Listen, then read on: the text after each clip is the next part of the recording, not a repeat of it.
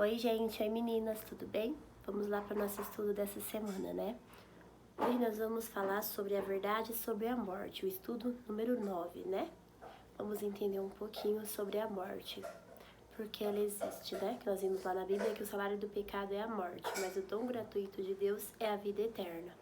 Antes de a gente começar, vamos orar, para que Jesus venha abençoar essa aula. Senhor, meu Deus e meu Pai, em nome de Jesus, eu quero te agradecer por esse dia, Pai, pela oportunidade de poder aprender da Tua Palavra, Papai. Me usa como instrumento do Senhor, das Tuas mãos, que não seja eu falando, mas que o próprio Espírito Santo conduza essa aula. É o que eu te peço, em nome de Jesus. Amém. Amém? Então nós vamos falar hoje sobre a verdade sobre a morte. O que acontece a uma pessoa depois da morte? As tentativas feitas para se responder a essa pergunta são muitas, e a maioria delas só consegue aprofundar a angústia e a tristeza que envolve o assunto e aumentar as dúvidas. Para uns, ao morrer, o indivíduo vai direto para o céu ou para o inferno. Para outros, ele será um espírito que encarnará sucessivamente em outros seres. Em meio a ideias conflitantes, necessitamos obter uma resposta produtora de segurança, que só pode ser encontrada na Palavra de Deus. E a primeira pergunta é: que material Deus usou para criar o homem? Que material o Senhor Jesus usou, Deus usou para criar eu e você? A resposta está lá no livro de Gênesis, capítulo 2, versículo 7. Pó da terra, e soprou em seu nariz o fôlego de vida. O boneco de barro passou a ter vida, portanto, pó da terra mais fôlego de vida é igual a alma vivente, ser humano. Então, o material que Deus usou para nos criar, para criar o ser humano, foi o pó, o barro, né? A terra. Nós somos feitos do pó da terra. Então, ele fez aquele bonequinho lá do pó e ele soprou no nariz do bonequinho o fôlego da vida. A teoria da evolução explica que o ser humano precisou de milhões de anos para se constituir no que é hoje. As escrituras, no entanto, declaram que o ser humano foi criado por um Deus onipotente, que utilizou apenas pó da terra e o sopro de sua boca. O salmista Davi declara que fomos criados de modo assombrante e maravilhoso. Salmo 139. Então, que material Deus usou para criar eu e você? O pó da terra, e soprou no nosso nariz o fôlego da vida. Que Deus maravilhoso, né? Olha o poder do nosso Deus. Pergunta 2. Como a Bíblia se refere à alma? Como a Bíblia se refere à nossa alma, né? Ezequiel, capítulo 18, versículo 4. Gênesis 46, versículo 27. E Deuteronômio 10, versículo 22. Como a Bíblia se refere à nossa alma. Todas as almas são minhas, portanto, alma significa pessoa viva. A Bíblia se refere à alma como uma pessoa viva. A palavra alma aparece na Bíblia aproximadamente 1.600 vezes e em nenhum caso se refere a uma entidade fora do corpo ou à imortalidade. Alma é a união do corpo com o fôlego de vida, ou seja, a pessoa viva como um todo, corpo, alma e espírito, alma vivente. O corpo, a alma e o espírito, os três juntos, significa alma vivente, entendeu? Então, alma significa pessoa viva. Pergunta 3. O que acontece com a pessoa, a alma vivente, quando ela morre? O que acontece com a gente, com eu e você, quando a gente morre? Alma vivente. O que acontece com a pessoa? A pessoa é alma vivente quando morre. Corpo volta a ser pó. Gênesis 3,19 diz que o corpo volta a ser pó. Lá em Eclesiastes 12,7, espírito, ar ou fôlego de vida volta para Deus. O nosso espírito, o ar que a gente respira, o fôlego da vida, Jesus recolhe quando a gente morre. Recolhe para Ele, volta para Ele. Eclesiastes 9,5, memória é entregue ao esquecimento. A nossa memória, as nossas lembranças, tudo que a gente viveu vai ser lançado no esquecimento. Eclesiastes 9,5, versículo 10, Jó 7, versículo 9 e 10. Para onde vai a pessoa, alma vivente, após a morte? Para onde a gente vai quando a gente morre? A gente vai para o céu? A gente vai para o inferno? A gente vai flutuar no espaço ou a gente vai para a sepultura? Então, lá em Eclesiastes 9, versículos 5 e 10 e Jó 7, versículo 9 e 10, diz que o nosso corpo vai para a sepultura, debaixo da terra. Tem os mortos conhecimento de alguma coisa? Depois que a gente morre, a gente tem conhecimento de alguma coisa que acontece aqui nesse mundo?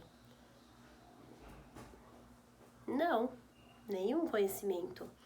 Não nos é possível ver ou falar com alguém que já morreu.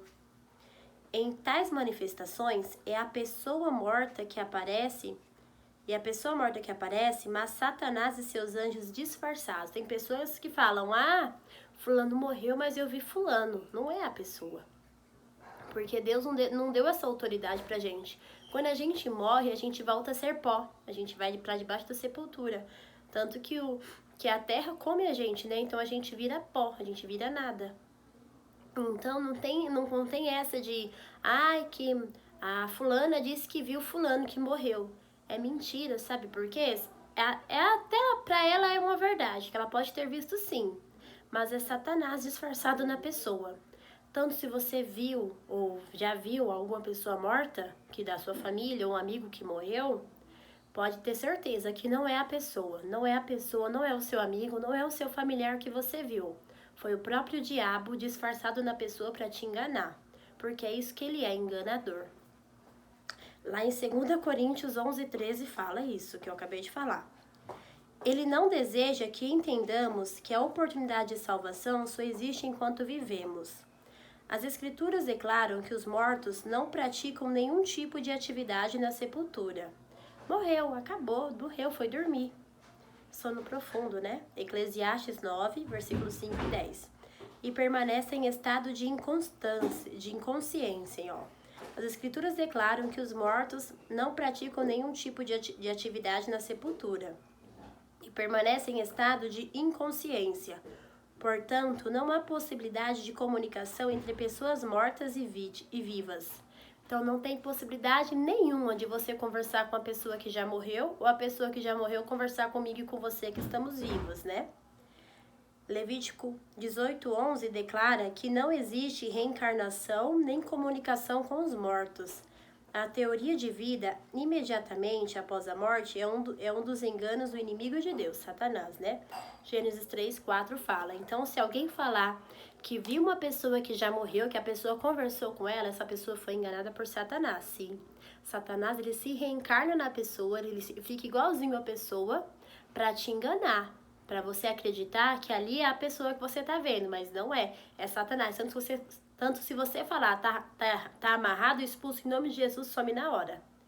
Porque se fosse de Deus, não ia sumir, mas como não é de Deus, se você falar tá expulso em nome de Jesus, aquilo que você viu some na hora, porque o nome de Jesus tem poder para dar vida e morte, a Bíblia fala, né? Pergunta 4. Quem unicamente possui imortalidade? Quem? Uma única pessoa que possui imortalidade. Só existe uma pessoa que é imortal no mundo inteiro. 1 Timóteo 6,16 responde. O único que possui imortalidade, a única pessoa que é imortal é Deus. A imortalidade é um atributo exclusivo da divindade. A ideia de alma separada do corpo foi propagada ao longo dos séculos em culturas pagãs e introduzida no cristianismo. Infelizmente, muitos absorvem o conceito grego de corpo e espírito como entidades separadas, identificando o espírito com alma e contradizendo assim a palavra de Deus. Gênesis 3:4. Então, a única pessoa, o único que é imortal, o único que morreu e ressuscitou e que é imortal é o Senhor Deus, é Jesus, né? Pai, Deus, Filho, Jesus e Espírito Santo que está entre nós, que mora no nosso coração. A Trindade, o Pai, Deus, Jesus, Filho e Espírito Santo, esses três é um só, é Deus. Esses três, sim, são imortais. Pergunta 5. Sob que condição um homem conservaria sua imortalidade? sob que condição eu e você nos conservaria imortais, não iríamos morrer? Gênesis capítulo 2, versículo 16 e 17 responde: sobre que condição eu e você seríamos imortais? A condição era não comer do fruto da árvore do conhecimento do bem e do mal, ou seja, obedecer.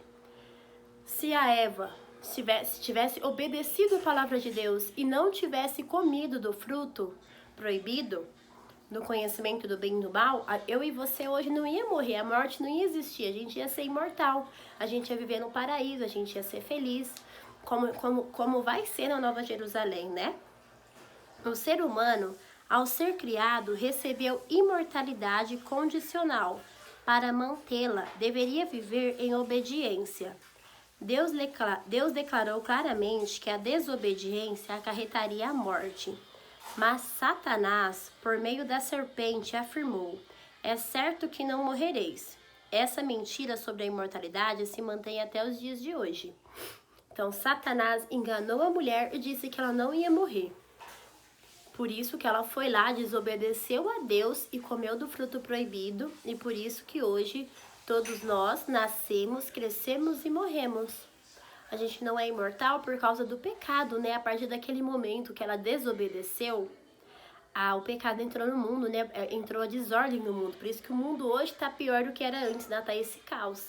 Por causa da desobediência. A desobediência é a palavra de Deus. Olha só, o tamanho do pecado, né? Que é a desobediência, que é desobedecer a Deus. Pergunta 6. O que o pecado ocasionou ao ser humano? O que o pecado ocasionou para mim e para você? O que o pecado fez com a gente? Romanos 5, versículo 12, Romanos 6, 23. O pecado trouxe a morte, que por sua vez passou a todos os homens. O pecado, a desobediência trouxe a morte pra gente. E todos nós, a gente sabe que a gente nasce, a gente não escolhe o dia que a gente nasce e a gente não escolhe o dia que a gente parte, né? Que a gente morre. A gente só sabe que a gente nasceu e um dia a gente vai morrer. Então a gente tem que viver essa vida da melhor maneira possível para ser feliz e agradar a Deus. Deus criou o ser humano para a sua glória, Isaías 43, 7, para refletir a sua imagem, Gênesis 1, 27, e não planejou a morte. Ela ocorreu como consequência do pecado. Deus criou o ser humano para glorificar a Ele, para adorá-lo, para viver feliz com Ele, para refletir a imagem de Deus. Ele não planejou a morte. Quando Ele criou o mundo, quando Ele criou eu e você, Ele não criou a morte. A morte só ocorreu por causa da consequência do pecado, por causa da desobediência, né? Adão e Eva experimentaram a morte e as tendências pecaminosas foram transmitidas para toda a raça humana. Portanto, a morte tornou-se a tragédia de toda a humanidade. Então, a morte, a gente só morre por causa do pecado, por causa da desobediência. Se a gente não fosse desobediente, se a gente não tivesse desobedecido, hoje a gente seria imortal, ia viver feliz para sempre no paraíso de Deus. Não ia existir nada disso que tem de ruim nesse mundo. Ia ser um mundo perfeito, como era para ser desde o início. Mas a gente não está nesse mundo perfeito por causa da desobediência, que é o pecado, por causa do pecado. Pergunta 7. Como Jesus considerou a morte? Como Jesus considera a morte? Evangelho de João, capítulo 11, versículo do 11 até o 14. Jesus fala: Jesus afirmou que a morte é um sono. Jesus usou o sono como uma metáfora para explicar o estado da morte, né? João 11, do 11 ao 21. A experiência de Lázaro é a maior evidência que há a vida imediata após a morte. Se ao morrer a pessoa fosse para o céu, Jesus não iria até o túmulo. Ele simplesmente diria: Lázaro desce do céu. Mas ele disse: Lázaro vem para fora. Quem já viu aqui a história do irmão de Marta e Maria, Lázaro? Lázaro morreu. E depois de 4 dias, Jesus ressuscitou. Vocês entenderam essa história? Olha só, Jesus foi até a sepultura de Lázaro, foi até o túmulo dele. E ele falou assim, Lázaro, saia para fora, para ele sair para fora do túmulo. Jesus não falou, Lázaro, desce do céu, Lázaro, sai daí de baixo. Jesus falou assim, Lázaro, saia para fora. Ou seja, do jeito que o Lázaro morreu, ele foi para a sepultura e ali estava adormecido, sono profundo. Então, quando Jesus falou, ressuscitou ele, Jesus falou, Lázaro, saia para fora. E ele saiu, em obediência à palavra de Deus. Então, o único que tem poder para ressuscitar mortos é o Senhor Jesus. Olha só, então, quando eu e você morremos, a gente entra em um sono profundo. A gente não sente mais nada que está acontecendo. Porque um dia a gente vai acordar ou para a vida ou para a morte eterna. Aí é você que escolhe para que lado você vai acordar, tá bom? Mas a gente um dia vai morrer, infelizmente, por causa do pecado, né? Pergunta 8. Até quando os mortos em Cristo permanecerão dormindo na sepultura? Até quando as pessoas que já morreram, que morreram, vão permanecer dormindo lá na sepultura? João 5, versículo 28 e versículo 29 tem a resposta. 1 Tessalonicenses, capítulo 4, versículo 16. Até a segunda vinda de Jesus. Então, as pessoas que já morreram vão continuar mortas lá, dormindo lá na sepultura, até que Jesus volte. A primeira volta ocorreu quando ele nasceu, que ele viveu entre nós, que ele deixou os ensinamentos dele para que a gente andasse como ele andou aqui nessa terra, sem pecar. Então, quando ele morreu e ressuscitou, ele foi ao céu preparar a nossa casa para a gente morar com ele, né? Então, ele falou, né? Ele declarou uma verdade que ele vai voltar. Então, quando ele voltar, que é a segunda vinda dele, que é a vinda que eu e você aguardamos, é a segunda volta de Jesus, que ele veio, morreu e ressuscitou por mim, por você, e a gente está esperando até hoje a volta dele, né? Que é a segunda vinda. Então, na segunda vinda, as pessoas que morreram com ele, que morreram em Cristo, elas vão ressuscitar para ir morar com ele na Nova Jerusalém. E eu e você que estivermos vivos nessa época, nós vamos subir com ele nas nuvens, até a terra prometida. Entendeu? Então, até quando os mortos em Cristo permanecerão dormindo na sepultura? Até a segunda vinda de Jesus. Ao soar a trombeta, os mortos em Cristo ressuscitarão e serão acompanhados pelos anjos para encontrar com o Senhor nos ares. Pode-se ver claramente porque os mortos não vão diretamente para o céu ou para o inferno. Se esse fosse o caso, não haveria necessidade do dia da ressurreição para receber a recompensa, pois ela já seria ortogada, né? Então, os mortos que morreram em Cristo, as pessoas que morreram com Jesus, vão permanecer mortas lá na sepultura até Jesus voltar. Porque quando Jesus voltar, na segunda vinda deles, as pessoas que estão lá no cemitério vão levantar do túmulo, a terra vai dar conta do que comeu. Se você ler lá na Bíblia, nas passagens que eu te falei, você vai ver, vai levantar e vai subir com Jesus. Pergunta 9. Qual será a recompensa dos que participaram da primeira ressurreição? Qual será a recompensa das pessoas que participarem desse dia da ressurreição, da segunda vinda de Jesus? Essa é a primeira, lembra? A primeira ressurreição é a ressurreição da vida, né? Que vai morar na Nova Jerusalém, que a gente já viu nos estudos anteriores. E a segunda ressurreição é a ressurreição da morte, né? Para ser condenado, da morte eterna. Então, qual é a recompensa das pessoas que participarem da primeira ressurreição? 1 Coríntios, capítulo 15, versículo 51 até o 53. Receberão a imortalidade perdida num abrir e fechar de olhos. Como assim? As pessoas que morreram, né, que já morreram, quando Jesus voltar, elas vão acordar da sepultura, mas elas vão acordar como se elas tivessem acabado de morrer, né? Como se tivessem acabado de dormir. Então, ela vai abrir o olho e vai levantar.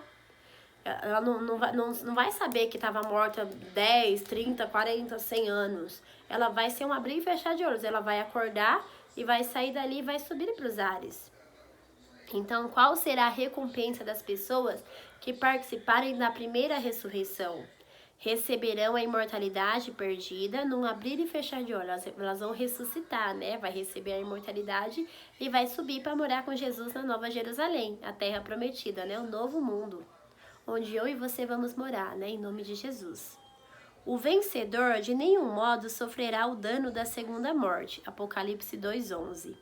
Por ocasião da segunda vinda de Cristo, aqueles que aceitaram a Jesus receberão a vida eterna. Os salvos desfrutarão de felicidade plena e passarão toda a eternidade em companheirismo com seu Salvador. Olha que coisa linda, né? Passar toda a eternidade com Jesus, viver lá com Ele, poder caminhar, poder conversar com Jesus, tete a tete, olho no olho, poder andar, poder nadar no rio, poder comer frutas, né?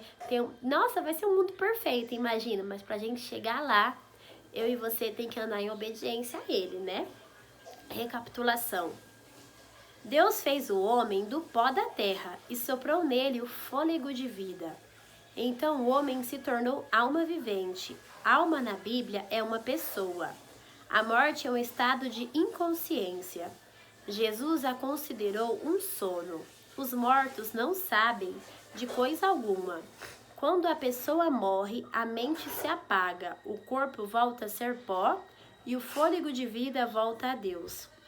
Os mortos justos ficarão na sepultura até a volta de Jesus. As pessoas justas que morreram com Cristo vão ficar na sepultura até Jesus voltar, que é a segunda vinda que a gente aguarda, né? Uma coisa para eu e você refletir. Os justos serão despertados do sono da morte para a vida eterna. Os ímpios serão despertados do sono da morte para a destruição eterna. Em qual grupo você deseja estar?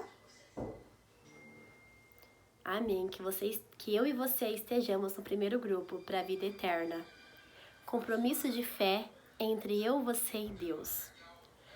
Você crê que o homem foi criado por Deus para ser imortal, mas perdeu a imortalidade devido à desobediência? Amém, Jesus. Você crê que a morte é um sono e que os mortos justos ressuscitarão na segunda vinda de Jesus? Amém, Jesus. Você reafirma sua aceitação a Cristo como seu Salvador e deseja obedecê-lo em tudo e por ocasião da sua vinda receber a imortalidade? Amém. Vamos orar? Senhor, meu Deus e meu Pai, muito obrigado por esse estudo, por essa palavra, meu Deus, que hoje eu entendi, meu Pai, a verdade sobre a morte, Senhor Jesus.